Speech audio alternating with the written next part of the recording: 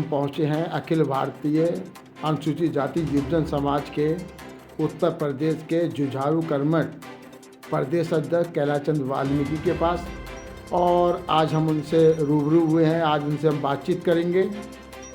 और ये लीजिए, हम कैलाश जी से अपनी बात की शुरुआत करते हैं, उनसे कुछ बातें करते हैं। कैलाश जी, आज हम आपके पास पहुँचे हैं। आज आपका क्या मुद्दा है, क्या कहना चाहेंगे, थोड़ा विस्तार से बताइए।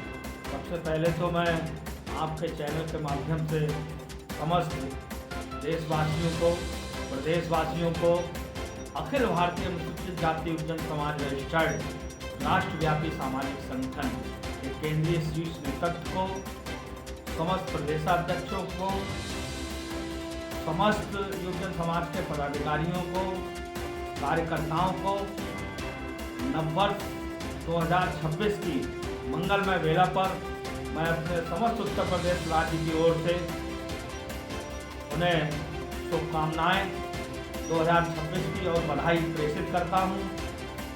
और मैं ये कामना करता हूं कि 2026 में अखिल भारतीय अनुसूचित जाति युवजन समाज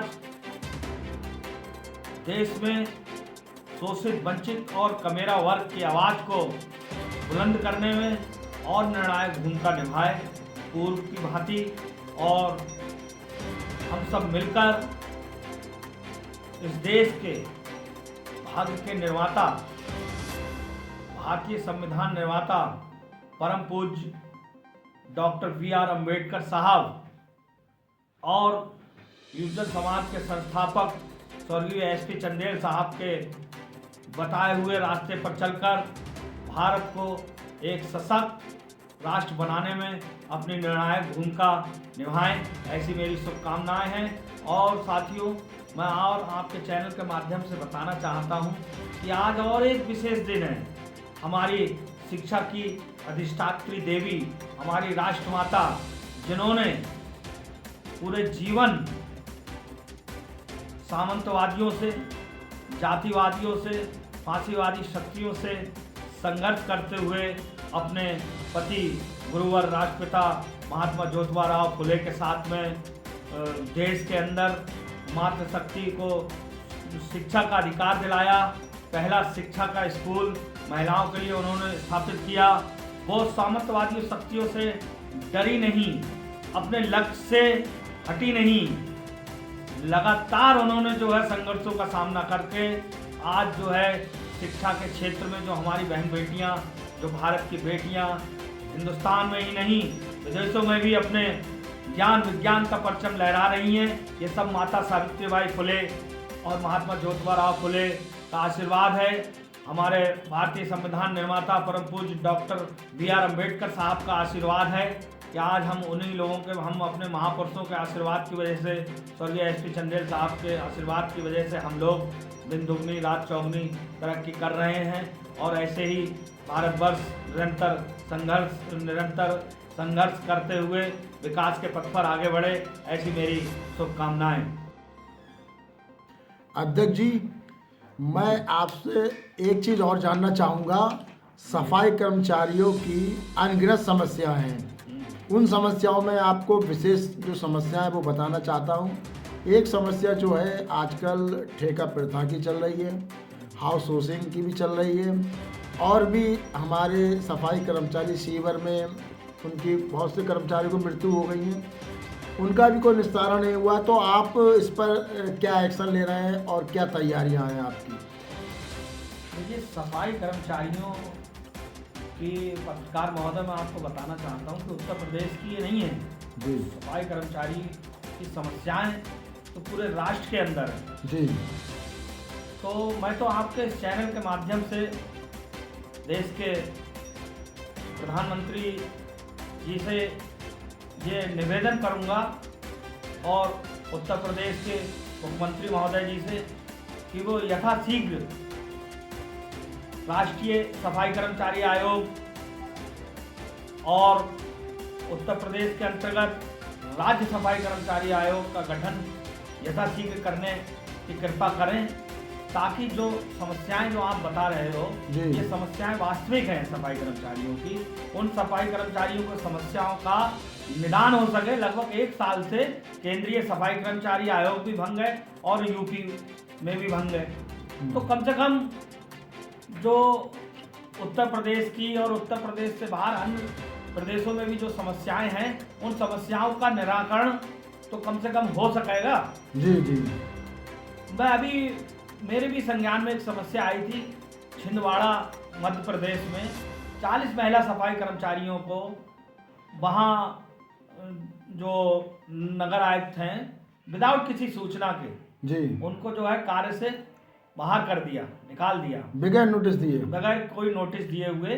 जी। तो हम लोग वहाँ का जो हमारे लीडर हैं, जो हमारे जिला अध्यक्ष हैं अखिल भारतीय अनुसूचित जाति युवजन समाज के जी। आदरणीय श्री प्रकाश बहरोलिया जी, और उन्हीं के साथ में महिला मोर्चा की हमारी जिला अध्यक्ष है छोटी बहन श्रीमती शारदा चौहान जी, और हम उनके साथ उन 40 महिला सफाई कर्मचारियों की समस्याओं को लेकर कुछ दिन पूर्व ही हम लोग जो है जो राष्ट्रीय सफाई कर्मचारी आयोग के 2 बार पूर्व मेंबर रहे आदरणीय श्री हरिराम सूद साहब और इस युवजन समाज के राष्ट्रीय सचिव श्री के पारचा जी के नेतृत्व में हम लोग आयोग में मिले और वहाँ समस्याओं के निराकरण के लिए हम लोगों ने SC/ST आयोग में SC/ST आयोग में मिले।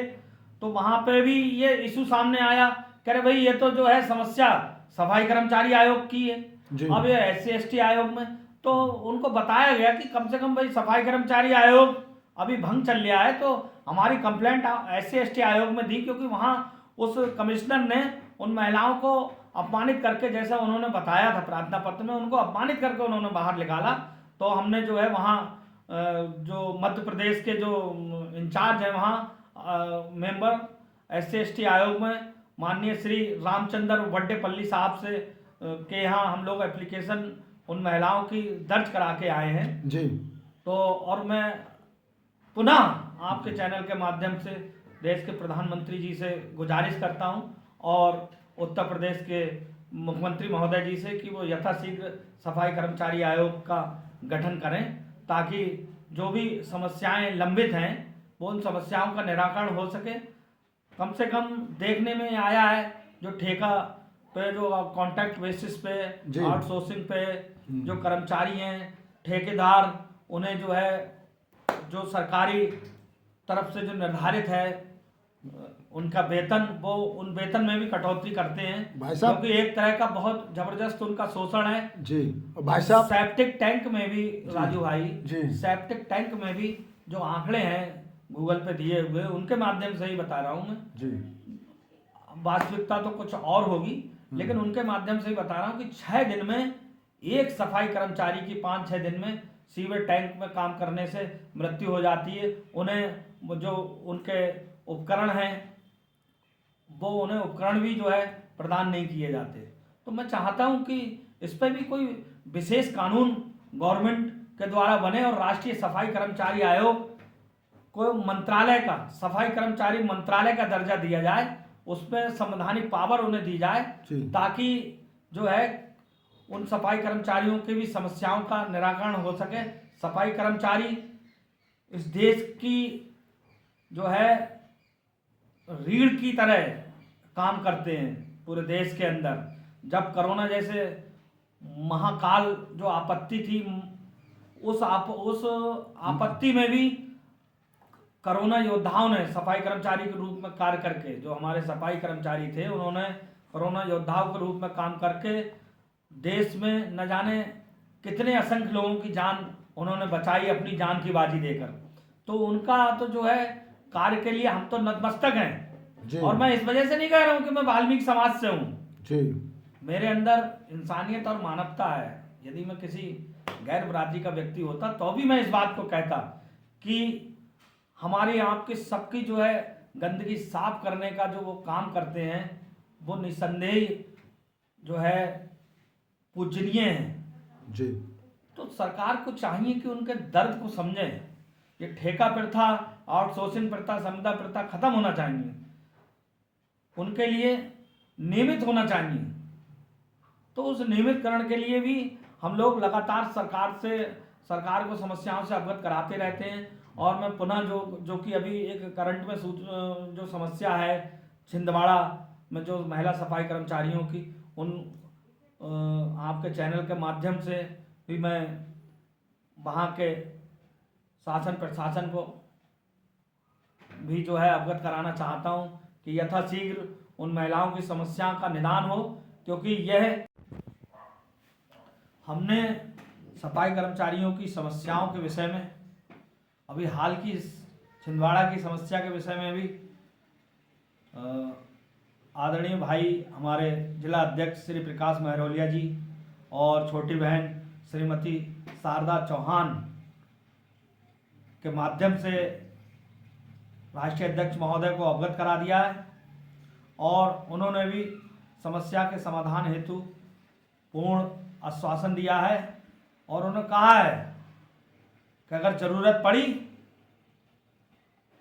तो समस्या के निराकरण के लिए युवजन समाज जन आंदोलन भी करेगा। जी। सम्मानित साथियों, हम सभी अपने जो पदाधिकारी हैं उनसे एक बार पुनः निवेदन करूंगा कि सभी साथी 2026 की अब नई शुरुआत हो गई है, तो नई ऊर्जा, नई शक्ति के साथ, पूरे जोश और खरोश के साथ पूरे राष्ट्र के अंदर दलित, शोषित, वंचित और कमेरा वर्ग की आवाज़ को बुलंद करने का आप लोग सब काम करें। और इसी के साथ मैं अपनी वाणी को विराम देता हूं। जय भीम, जय संविधान, जय युवजन समाज। स्वर्गीय एसपी चंदेल साहब अमर रहें। ज्ञानचंद जीनवाल साहब जिंदाबाद। लक्ष्मण सिंह चावरिया जी जिंदाबाद। आरपी सिंह भगवाना जी जिंदाबाद। सुमित चंदेल भाई जिंदाबाद। के पारचा जी जिंदाबाद। नमस्कार।